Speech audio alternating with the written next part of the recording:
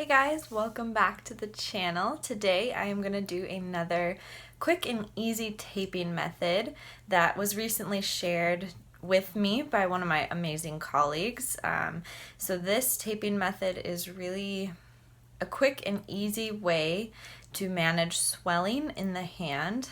So I recently had a patient with pretty significant dorsal, volar, finger, the whole package, swelling in their hand after a pretty severe fracture and pinning. So they were a post-op patient. We can't really move them too much. There's pins, kind of coming through the metacarpal joint. They're really painful, they're really swollen, trying to manage that at home. Plus, they don't speak English, and so we needed an effective way to manage their swelling safely that the patient understands and is comfortable for them, and it helps relieve some of their pain and doesn't harm or cause damage to the fracture sites, which we need to immobilize and protect. So pretty cool, quick little taping technique. It's not anything fancy. It's pretty simple, and it's not going to be 100% effective, but it really helped for this patient. So I wanted to show you guys kind of how we taped for that and how you might try and use that in your practice a little bit with, kind of some of the vulnerable patients where you won't necessarily want to do, your kind of like spiral lymphatic taping.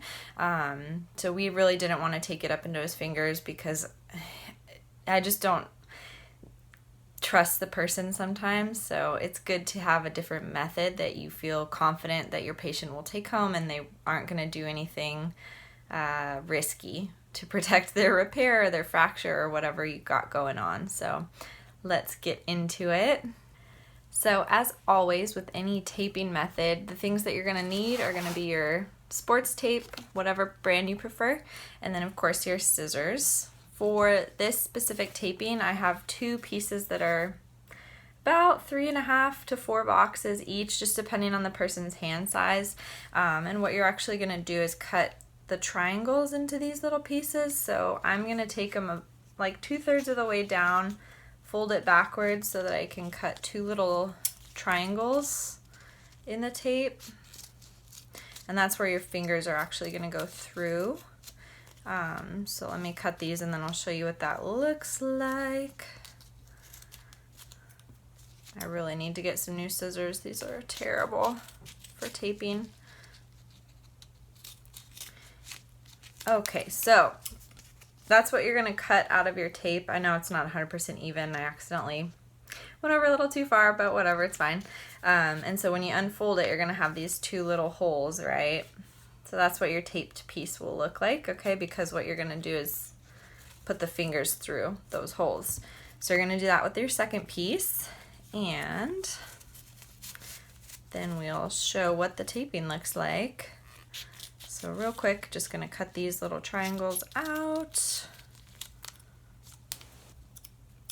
I don't know if you guys are like me, but I'm always super OCD about my taping. Like I'm sitting there like rounding the edges perfectly, and I'm really terrible with scissors, so my tape always looks terrible, but I'm always trying to like make the edges super nice and rounded, and yeah, perfectionism. Okay, so now you should have two pieces that look like this, okay? They don't have to be exactly the same size. Sometimes I like to cut one just a tiny bit shorter than the other. It really doesn't matter that much. You want them to be similar sized, but they don't have to be exactly the same.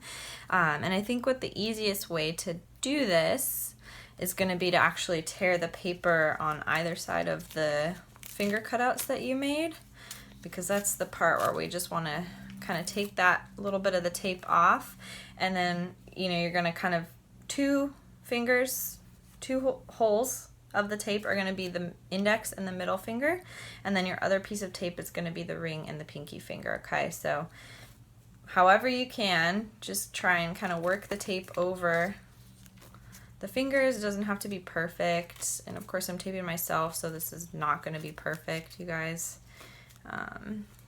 But you want to kind of get them in the tape like that, okay? And then to do your front piece, you're going to have them kind of tip their hand back just a little bit so that you can kind of peel that tape back. Give it like a teeny bit of stretch, so really not much, like a 10%, something like that. Okay, and then you're gonna kind of smooth that part out. And then when you're ready to tape the back of the hand, you're gonna have them tip into wrist flexion. And you're gonna roll that piece back. Okay, just like that. Again, just really light amount of stretch. So far this is what we've got. It already looks super sick and cool. Okay, just that way. And then same thing with your other piece of tape. So rip the holes first. Get the part situated on their fingers first. Okay, wow, that didn't work out at all. It's okay, we're still good. Okay, so pinky, ring finger coming on through. Get that tape down there through the fingers. Okay, same thing, wrist extension while you're completing the palmar piece. So have them extend their wrist for you as far as they can go back. Okay, we've got the palmar piece on, and then for the dorsal piece, again, wrist flexion, and you're just pulling that tape back, getting a little bit of stretch, just a little bit of lymphatic drainage. So that's what it's gonna look like, okay? And it feels really good too. It gives you a little bit of support. It kind of pushes you into that lumbrical plus position. So for my patient with the fracture, it worked out really, really well for him. If you have a patient where, you know, their hands are pretty swollen and you want to kind of really be effective with that lymphatic drainage, go ahead and, you know, kind of put your little fan piece on towards that lymphatic drainage area, and then you can kind of do your little fan pieces, I guess, down into the forearm. You can continue these pieces a little longer. For that patient that I was working with and taping, he had like pretty hairy arms, so that is always a limitation with your tape, right? So we just kept it nice and simple within the hand, and it worked really well. So it was cool to have my colleague kind of share that advice with me and that taping technique so that I can, you know, continue to use it in my practice, and especially for somebody with a fracture where I don't necessarily want them abducting the fingers so that I can get in there and do that fancy, crazy, you know, tape techniques and then have it peel off and then having them try to like peel it off themselves.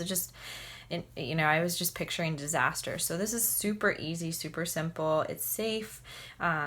It really feels supportive and nice, and it actually did help his swelling go down, you know, pretty well. Be careful with how much stretch you're putting on, of course. Like with any edema taping, you want to really make sure that if you're putting a lot of stretch that you're seeing them within 1 or 2 days, so you can check what everything looks like and take it off them. It might be hurting them. And always educate your patient on what you're doing and why you're doing it and what they should look out for, you know, if they're having all of a sudden way more pain or it's bothering them or anything like that.